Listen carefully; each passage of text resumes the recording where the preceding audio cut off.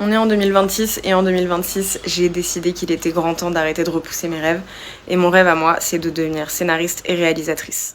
Du coup, ici, je vous raconte tout ce que je fais et tout ce que je mets en œuvre pour faire de ce rêve une réalité. Du coup, une des premières choses que j'ai fait, c'est de contacter un réalisateur que je connaissais pour pouvoir lui parler de mon projet, avoir un petit peu son avis dessus et surtout qu'il me donne des billes sur voilà, les prochaines façons de le développer parce que je suis encore très très loin du résultat final.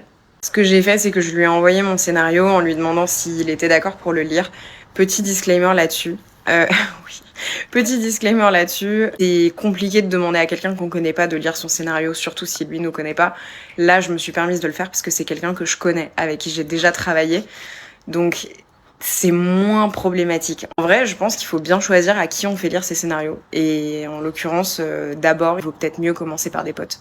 Donc, j'ai appelé ce pote et je lui ai demandé de lire mon scénario et de me donner son avis dessus, son avis honnête et de surtout me dire s'il pensait que c'était quelque chose qui était réalisable ou pas parce que c'est conceptuel visuellement et j'avais besoin de quelqu'un pour m'aider à me projeter dans ce truc-là. Il l'a lu, il a pris le temps, je l'ai pas pressé donc ça a pris quand même un bon mois et demi je pense avant qu'on arrive à se voir, voire deux.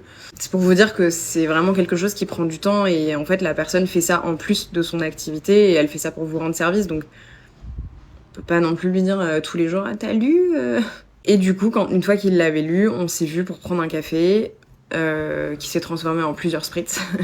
Et en fait, il m'a fait plein de retours, à la fois sur le scénario en lui-même, mais aussi sur la faisabilité, la direction artistique, bref, énormément de choses qui m'ont beaucoup aidé. Et en plus de ça, il m'a donné des noms de personnes que je pouvais contacter pour m'aider notamment sur la partie effets spéciaux parce qu'il va y en avoir beaucoup dans le film. Donc ça a pris du temps mais c'était hyper bénéfique parce que je suis quand même ressortie de là avec des retours professionnels et avec des contacts qui peuvent m'aider.